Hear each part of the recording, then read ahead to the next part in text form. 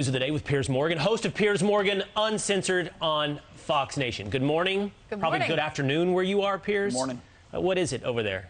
Good morning. Good morning to you. Good afternoon to any Brits who are watching, longing for their homeland.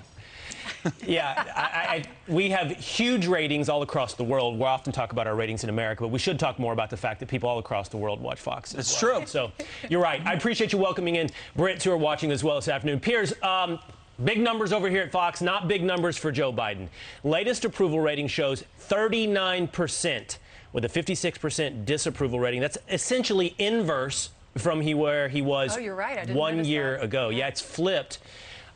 It's tanking, Piers. Why? Well, it's a complete disaster as a presidency so far, and he's running out of time to fix it. You know, Joe Biden was supposed to be this great unifying president, replacing the chaotic Trump era as the Democrats saw it. He was going to calm things down, bring the country together. I don't think America has ever felt more divided, frankly. So he's failed on that first ambition that he had. But secondly, the way that he's running the country both domestically and internationally, I think, is deeply flawed. You can see from this poll that he's being hammered on the economy and inflation, and yet he seems completely deluded and keeps saying, my policies are helping the economy. Well, they're not helping the economy. They're clearly making things worse. On the international stage, I think ever since his catastrophic overnight withdrawal from Afghanistan, I think America has been on the back foot for the first time that I can remember, probably in my lifetime. And you see what then happened with Putin invading Ukraine and so on. You get a sense that America is slightly rudderless. And that's a very unusual position for the leader of the free world to find itself. And ultimately, it falls on Joe Biden. He's the leader. He's the president of the United States. And right now, as these polls show, people are not buying it. I'm just curious, what is his reputation like in the UK? It's embarrassing. I mean, to be honest with you, I like Joe Biden personally. This is nothing personal at all. I actually feel quite sad about what I'm witnessing because he seems to be asleep at the wheel. Let's be quite clear. When you watch Joe Biden performing in public, he's nothing like the firebrand senator of 25, 30 years ago. He looks like he's feeling and acting his age. And I would compare him in a way to Her Majesty the Queen, who we all thought was very seriously ill after she missed the state opening of the UK Parliament a few days ago. You know, we were all really worried about what that meant. Would she even survive long enough to enjoy her Jubilee? Because it was so unprecedented. Last night, she came out at a live event to launch the Jubilee celebrations over at Windsor, a big horse show with lots of celebrities. And she looked absolutely on top of her game again. A remarkable, indomitable spirit. But you compare and contrast her at the age of 96 with Joe Biden at the age of 78. And frankly, it is embarrassing. She looks to have far more energy and life about her than the president does. Let's stick with the Queen because I'm guessing a lot of our viewers, I wasn't familiar before this segment as well, of what the Jubilee is. The Queen will be attending a Platinum Jubilee celebration. Celebrities like Tom Cruise will be there, and it's saluting her 70 years of service. So it's already happened, excuse me. What was it? Talk to me about what this Jubilee is and what it means. Well, it hasn't actually happened, so you're not wrong yet. What it is, it's the start of the celebrations of her Platinum Jubilee. There'll be a 4-day celebration in 2 weeks' time, which the whole country will embrace it, and I think the rest of the world will too. And it celebrates her 70 years on the throne. Now, think about that for a moment. That's 13 years longer than I've been alive.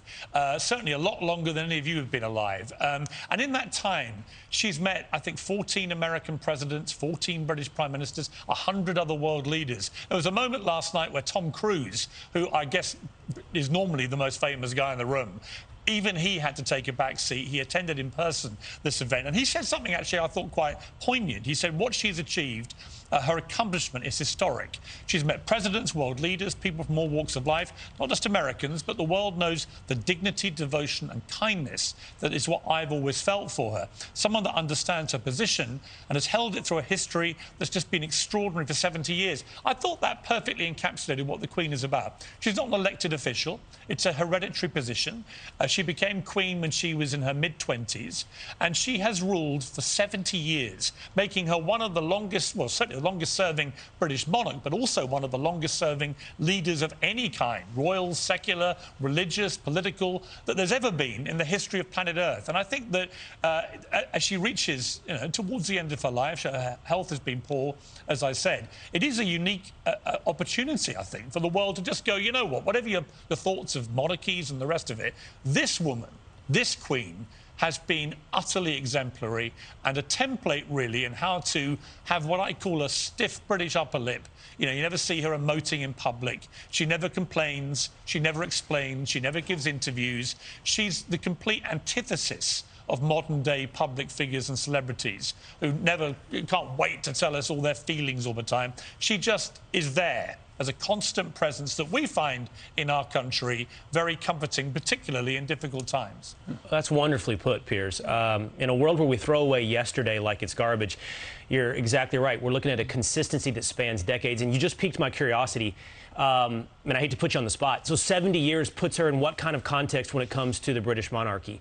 Other kings or queens have sat for how long as compared to the Queen? She's the longest reigning British monarch there's ever been now. Wow. So she's truly historic. The question really, I guess, is she the greatest? I would argue that she is the greatest. I would also argue that along with Sir Winston Churchill, she's arguably the greatest Briton there's ever been. And I think that's a testament to the remarkable fact that she hardly ever puts her foot wrong.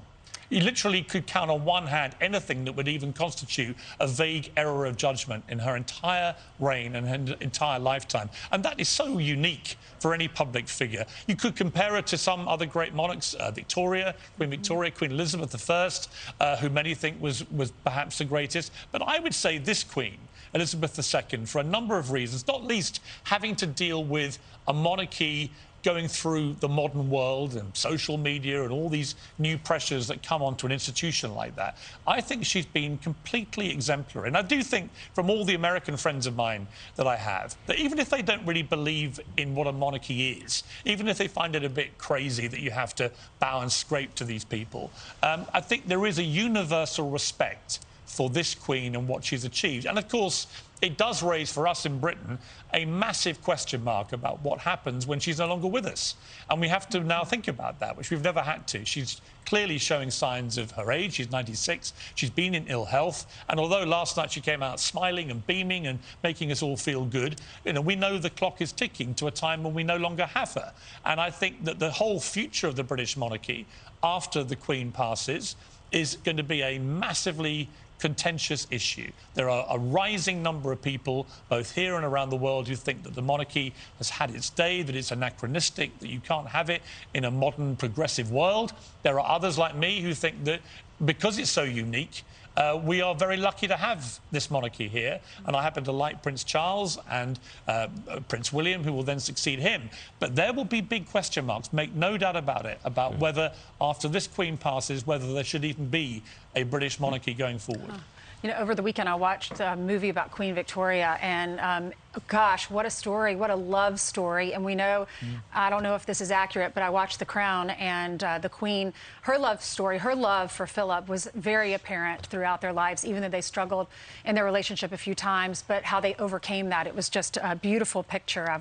I love it, and I love following your monarchy, but also someone who is so special this morning that we want to mention is your brother, because you put on Instagram a beautiful message to him. You said, "Congratulations to my brother Jeremy on his retirement from the British Army today after 37 years of service to his country, including numerous war zones. Outstanding military career, outstanding bloke. Very proud of you, Colonel." Tell us about your brother.